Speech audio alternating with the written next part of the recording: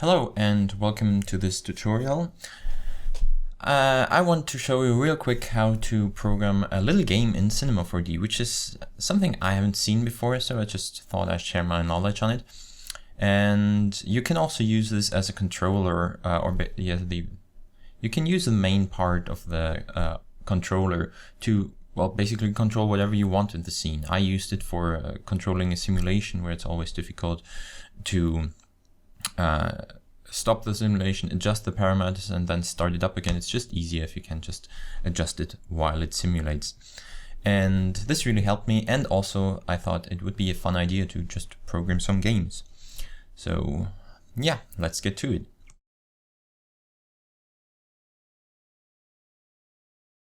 Before we start, I just set this to 5 and to 300 here so that we don't have problems running out of times on our game. And I'm gonna go in the front view where I only have the Y and the X axis. And to set this up, we need a null object, which we name input. And this gets the scripting tag Python. And here I have the expression editor and the console docked down there. Let's move that over so we can see what's going on. All right. First of all, I'm gonna code the, delete all the comments. And as I said, first thing will be to code the controller. So here, input object.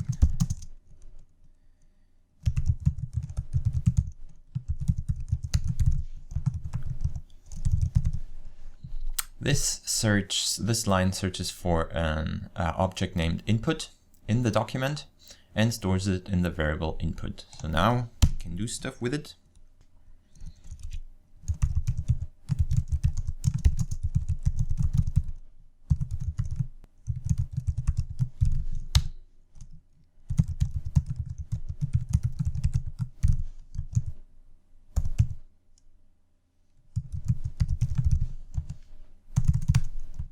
Forgot the object.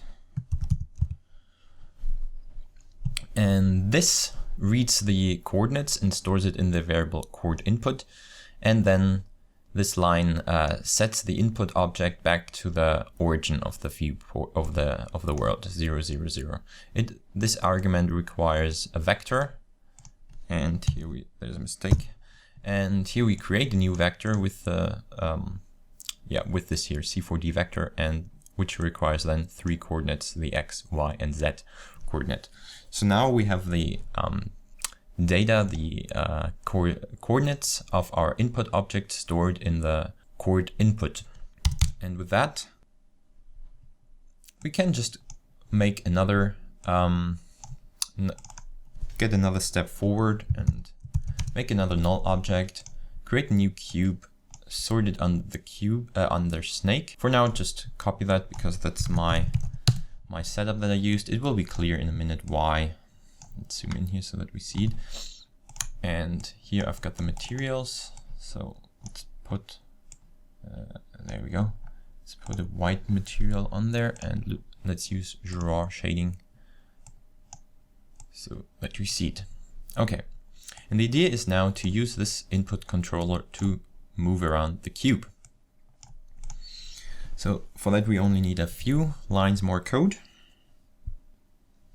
Up here we're gonna create the last variable, which is a list currently of 2 fields. Both are set to 0.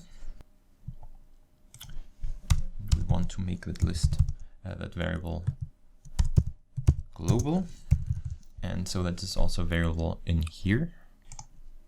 And now we just look at what coordinate input is.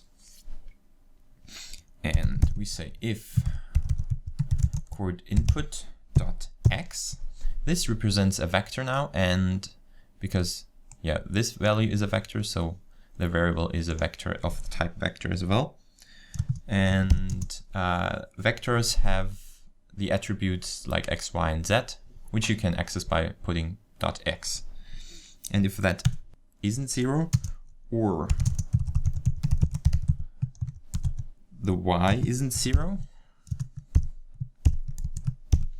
then we want to do something. And what? Now we check. First we check if it got moved at all, and now we check which one got actually moved, in which direction it got actually moved. Sorry, we need another if block here. If that isn't 0, then if x isn't 0, we know it got moved on the x-axis. So let's just put here print x, and the same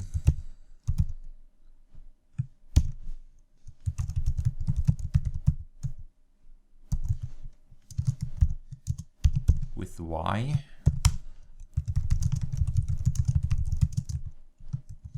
So this will be printed in the console here if everything is correct. So for now I think that's it. Let's compile it, no errors. Execute, no errors, that looks good. And just leave it over here so we can see the console.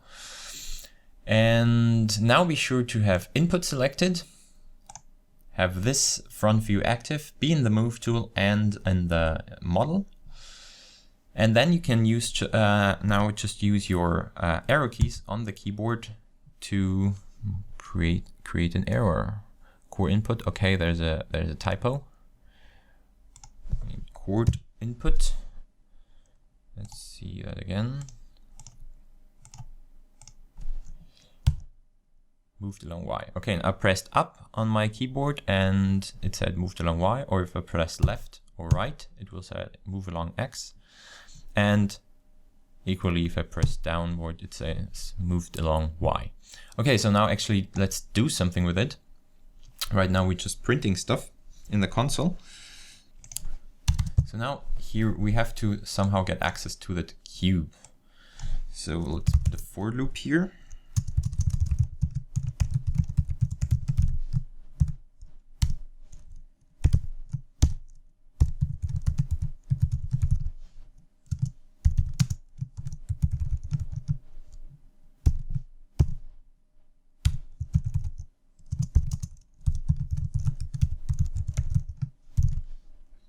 This for loop runs through all the objects, the top level objects in the document, so 1, 2 for now.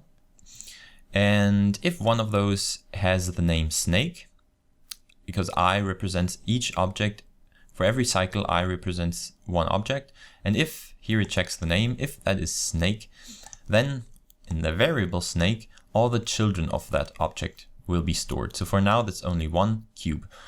Though this function always returns a list. So even though there's now only one object, this will also return a list with only one entry now. And we also want to make that global, this variable.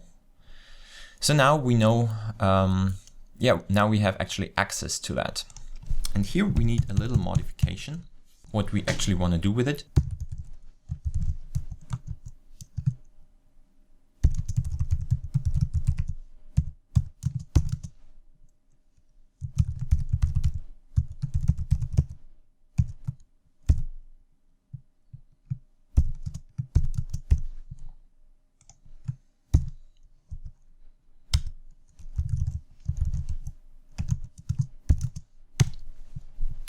Okay, this that's the reason why we created a list for last, because in the first field now is stored the movement in X, and in the second field the movement in Y space. So here now we get the input, the X value of our input object, and we divide it by itself, which always renders 1, and multiply that by 10. But this here is important, the absolute value of the second one. So we only set one of those same values to absolute, so that the positive or a negative value will be stored. Otherwise it will be lost if you just divide it by itself. So now if we move left, we actually get a negative value, or if we move it right, we get a positive value. And that we this always results in 1, and then we multiply it by 10. The reason for that is that otherwise, if you use the arrow keys to move something, it will depend on your zoom level. Like if you're zoomed in more, it will just offset it by, let's just say 0.333 units, or if you zoomed more outward, it will offset it by, let's say 10. So in order that this is always the same, no matter the zoom level, you need to like rasterize it. And now obviously you need to do the same for the Y. Let's just switch that here and put the Y coordinates here. So this is basically all we have to do. Now the last step is to, well, offset the cube. So for now, as I said, this will return a list, but for now it only has one child, so only one entry in the list. So let's just, for now, cheat a little and ignore all other cases.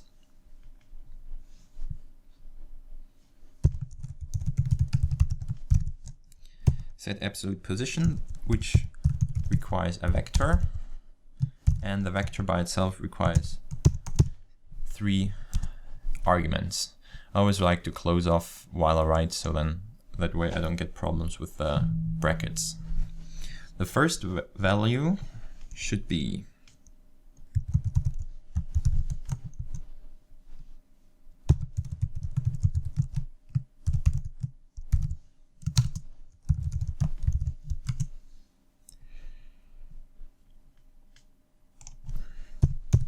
okay. Forgot that. So let's copy that, and I'll explain in a second.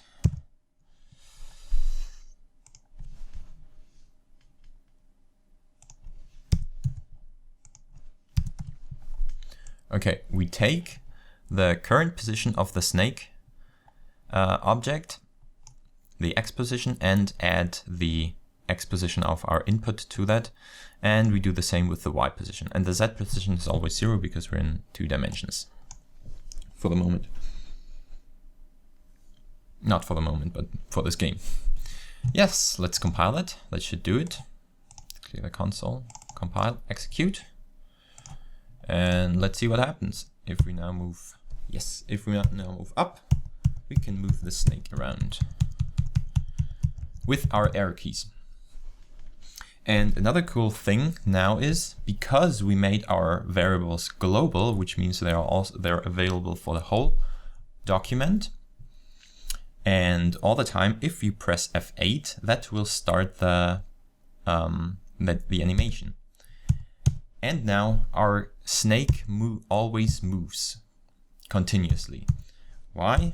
Because, well, as soon as you press an input, the input gets stored on your arrow keys. The input gets stored in the last variable, and there it stays unless it's changed.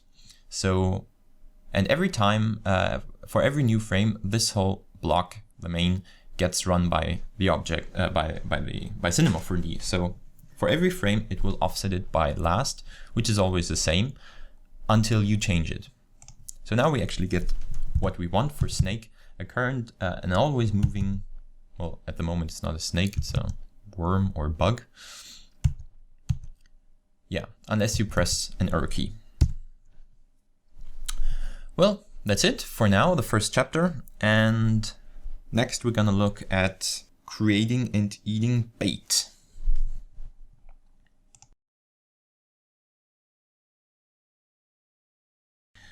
Now we will look at creating the bait and the snake eating the bait. So for that, first of all, we're gonna set a new variable. And I'm gonna set that to name that bait and set that to -1, which just means that bait hasn't been initialized. Also, we will create a function that if run, if called, will create a bait. And so that we don't all have to put the code down there, we can always just point to it. And for now, just bear with me, you will see in a minute what it does. global bait. We want to access the bait, and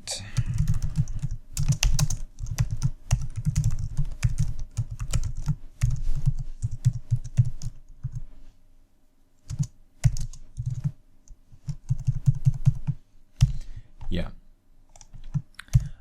this is pretty obvious. This function creates a value between -5 and 5, a float value, which we then convert to integer, and then we multiply it by 10, so that we only get values between, well, in intervals of 10, between -50 and +50, which is kind of our play grid that we're playing on.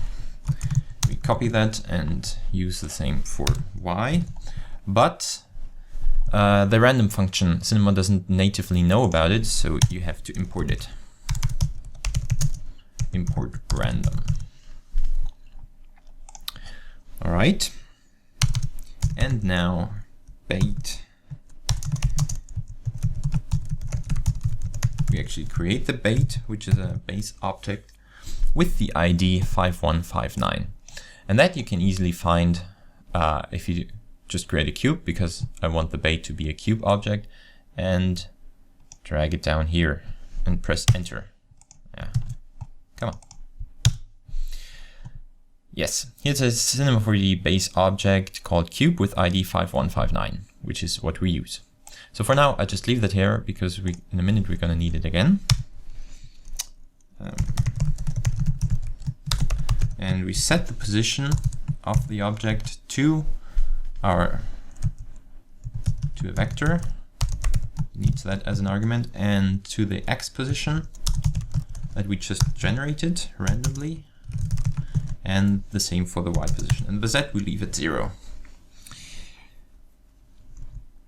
And bait.SetName, I'm gonna rename that, obviously, bait.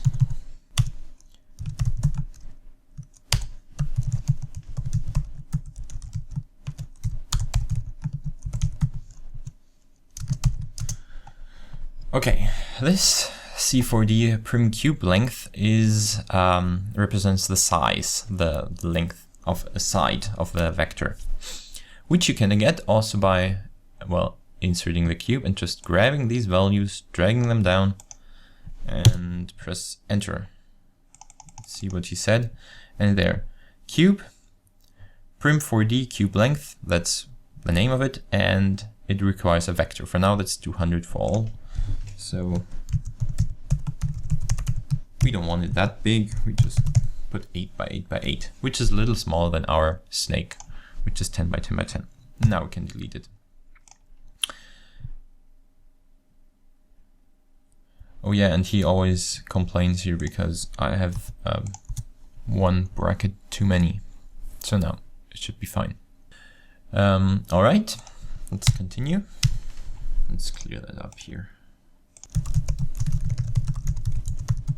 We insert the object into the document on the base level.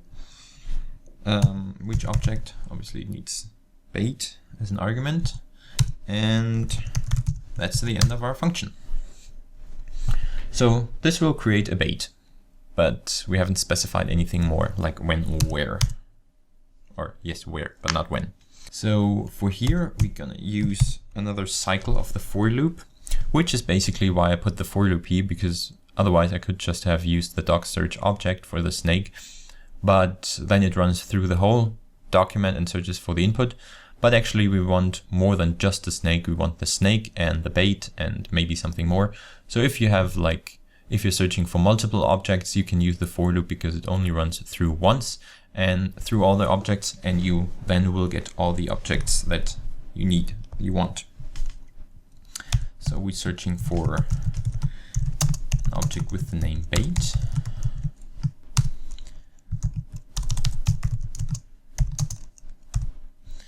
So if it finds one, it will store that in the object bait, which is otherwise set to -1. And this is because if you reset the animation or the game and change your code, compile, it will restart the whole program, and Otherwise, it will just always create a new bait, even though there's already one in there. So we want to look for it first.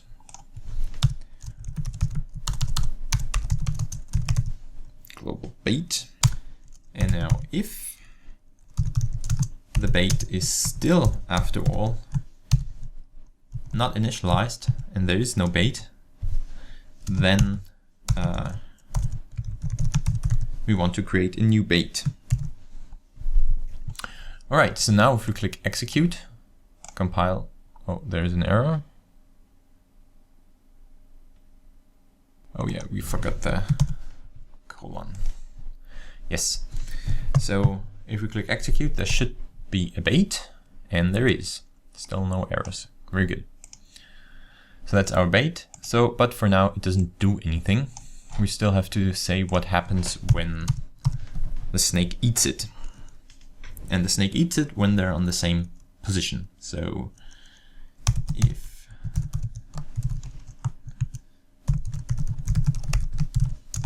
is the same as the bait. And this doesn't even matter that it's now currently just one element, but will be more in the future, because we only want to eat it if the head is in the same position. If that is the same position, then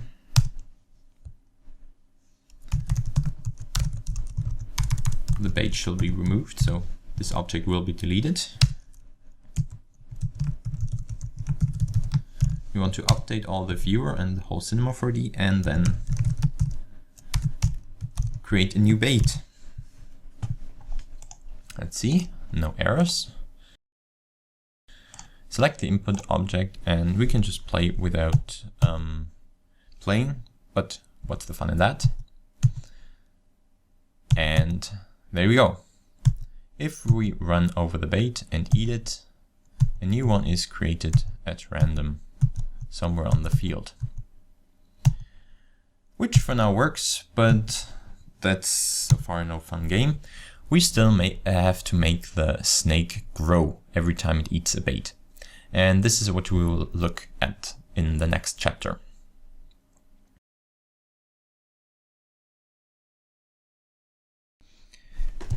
All right, let's get to the last step.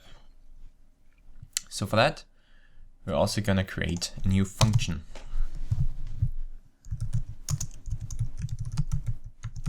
createNewLink, and therefore we need an argument, the only one that we have, the head of the snake.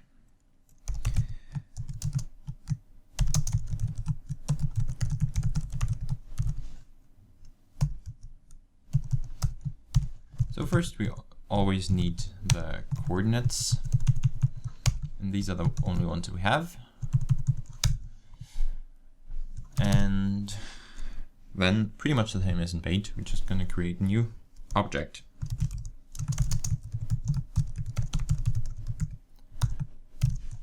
Again, a cube.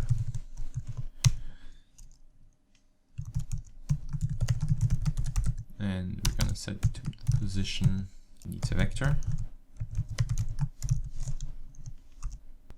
As x, posY, and 0.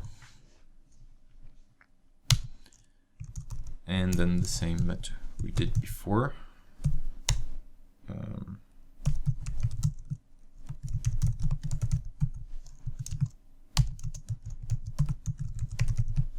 But set it to the size of the snake, 10 by 10 by 10. And that's pretty much it. We have to insert it.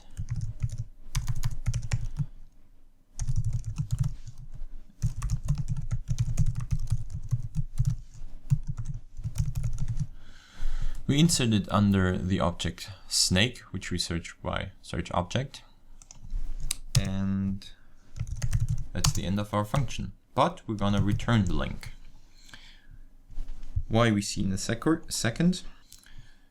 So when do we want to create the snake, the new link? As we said, when it gets eaten, the bait. So we're gonna insert that after bait remove. Snake extend.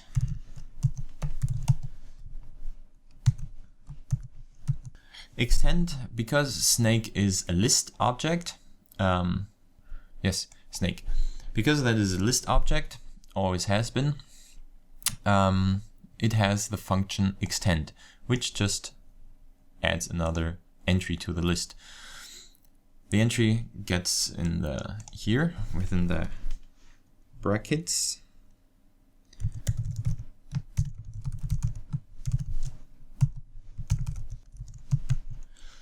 And in there we're gonna insert whatever createNewLink returns, and the function returns the new link that is created, and the function requires an argument, the position of the head, which we give here.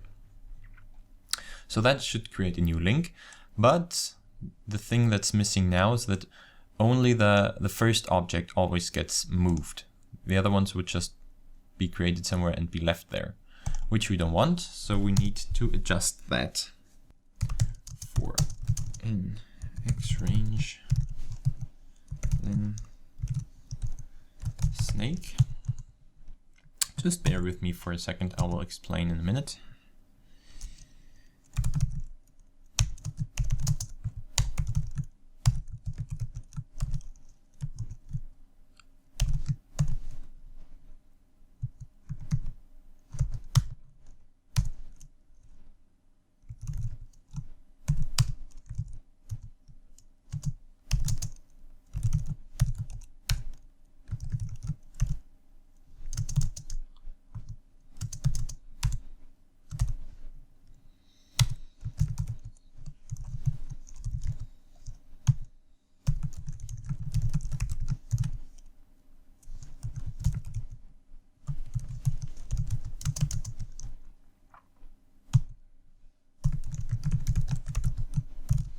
All right, and that should do the trick.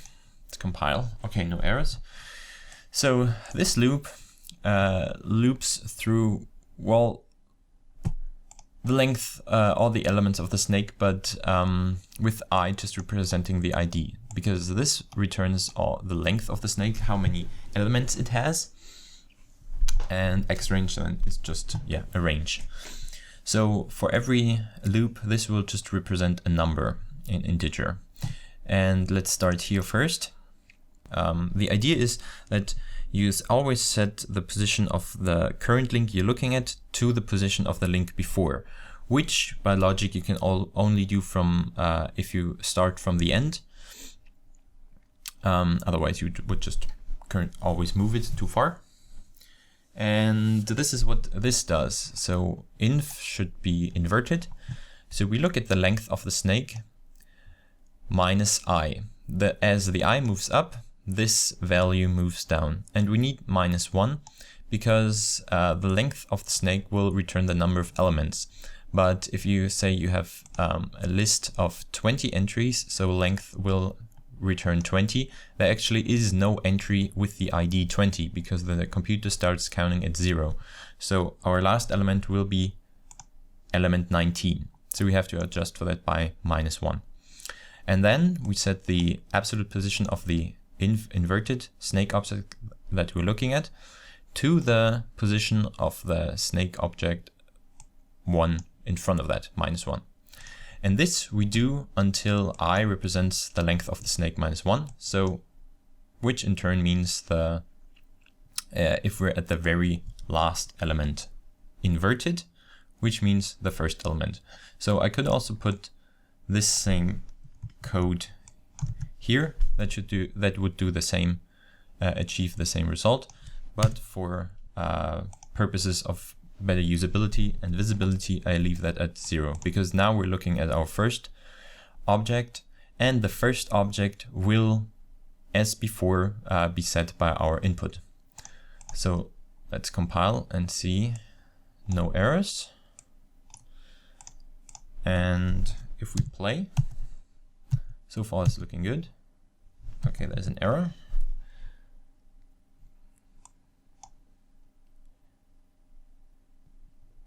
Is there a typo? Yes. This obviously needs to be createNewLink.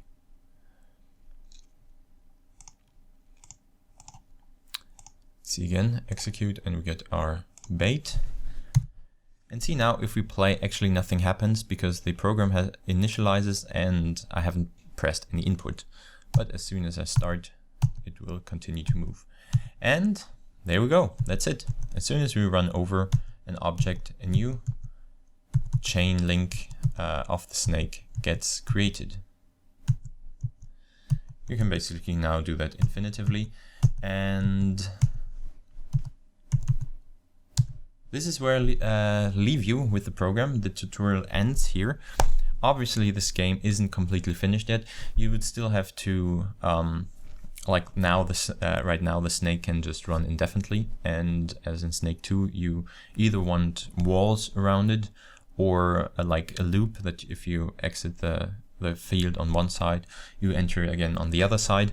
And also right now you can run over yourself. So you can not eat yourself, but run over yourself. And you also want to adjust for that.